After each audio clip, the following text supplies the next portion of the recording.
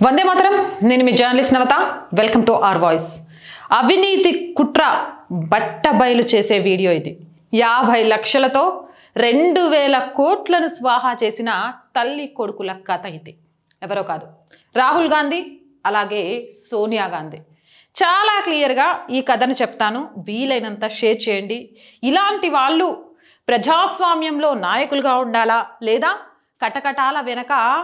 దేశద్రోహులుగా అవినీతి పరులుగా ఉండాలా కామెంట్ సెక్షన్లో పెట్టండి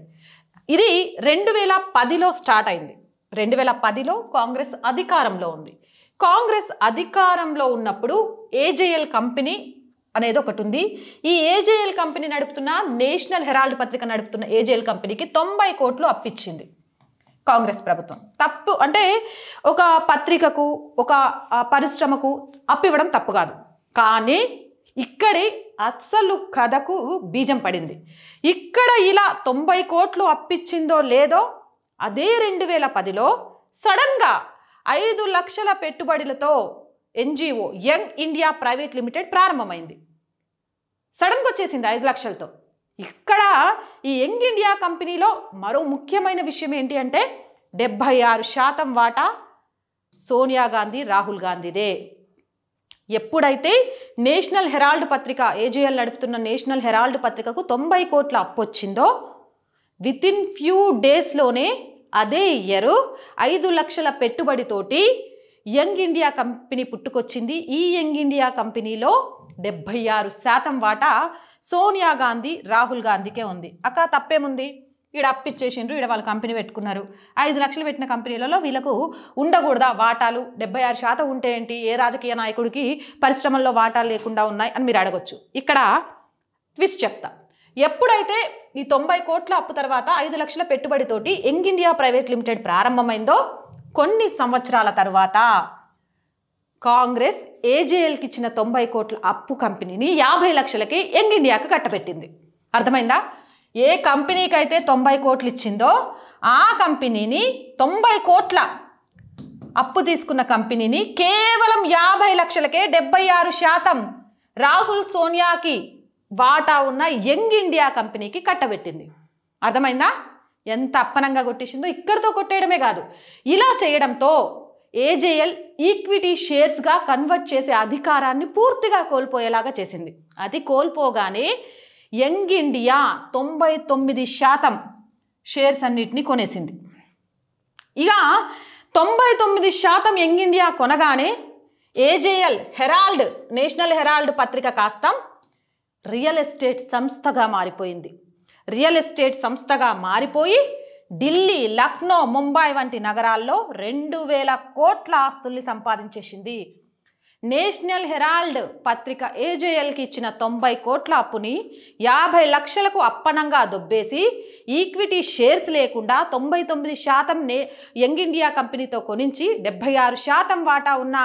రాహుల్ సోనియా అతి తెలివిగా దానిని రియల్ ఎస్టేట్ వ్యాపారంగా మలిచి దేశంలోని అగ్ర నగరాలైన ఢిల్లీ లక్నో ముంబైలో 2000 కోట్లను సంపాదించారు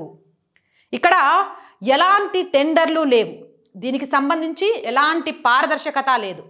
పోనీ ఇలా కాంగ్రెస్ హయాంలో ఇచ్చిన అప్పులకు సంబంధించి ఈ కన్వర్ట్స్కి సంబంధించి కాంగ్రెస్ వర్కింగ్ ఓట్ల అనుమతి లేదు కాంగ్రెస్ ప్రస్తావనే లేదు యంగ్ ఇండియా ఫండింగ్ పేపర్ కూడా లేదు ఇవేవీ లేకుండా చాలా తెలివిగా 50 లక్షలతోటి ఒక కంపెనీని గోల్మాల్ చేసి 2000 కోట్ల ఆస్తులను కూటబెట్టిండ్రు 5 లక్షలతో ఒక దొంగ కంపెనీని సృష్టించి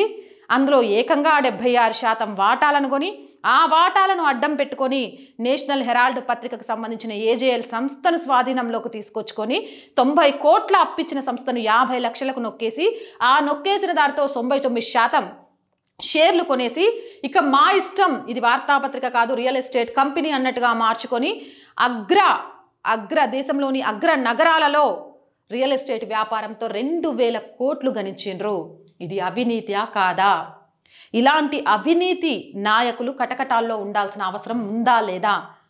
మన అధికారం ప్రజలకు సేవ చేయడానికి రాజ్యాంగాన్ని పరిరక్షించడానికి ప్రజాస్వామ్య నిర్వచనాన్ని ముందు తరాలకు అందించడానికి కానీ అధికారం వస్తే అవినీతి ద్వారా కోట్ల పడగలు సాధించొచ్చు ఓటు కొనడానికి పైసలు ఇద్దాం కొన్నదానికి 10 అధికారంలోకి వచ్చిన తర్వాత సంపాదిద్దాం. నేను పోతే నా కొడుకు పోతే మనవడు పోతే కూతురు కొడుకు అనేలాగా మనం ఈ ప్రజాస్వామ్యాన్ని రాచరిక వ్యవస్థగా మలిచి పరిపాలించి ఆస్తులు కూడబెట్టుకుందాం అని రాజ్యాంగాన్ని సైతం మోసం చేస్తున్న ఈ తల్లి కొడుకులు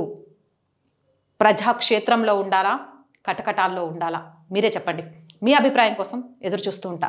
మోర్ వీడియోస్ కోసం ఛానల్ని వెంటనే సబ్స్క్రైబ్ చేయండి. రోజు చెప్తుందేనండి, ఆర్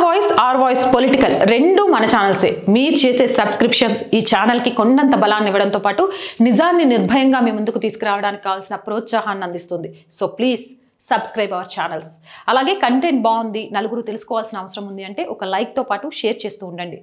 అలాగే ఆర్ వాయిస్ని ఆర్థికంగా సహాయాన్ని అందించి ఆదుకోండి. మీ సహాయం ఆర్ వాయిస్కి చాలా చాలా అవసరం. ఆర్థికంగా సపోర్ట్ చేయాలి అంటే సబ్స్క్రిప్షన్ పక్కనే జాయిన్ అనే బటన్ ఉంది. 1 to 5 లెవెల్స్ ఉంటాయి. ఏదో లెవెల్లో మీకు తోచినట్టు జాయిన్ అవ్వచ్చు. లేదు అనుకుంటే స్క్రీన్ మీద గూగుల్ పే, ఫోన్పేతో పాటు అకౌంట్ డీటెయిల్స్ కూడా ఇస్తున్నాము. వాటి ద్వారా కూడా మీరు సహాయాన్ని అందించవచ్చు. వ్యాపారస్తులకు కూడా చెప్తున్నామండి, వ్యాపార ప్రకటనల ద్వారా ఆర్ వాయిస్తో మంచి మార్కెటింగ్ పొందొచ్చు. అలాగే ఆర్ వాయిస్ కూడా సస్టైన్ అవ్వడానికి ఆర్థికంగా ఉపయోగపడవచ్చు. దానికోసం 8328500576 నెంబర్ని సంప్రదించండి. జై హింద్, జై భారత్.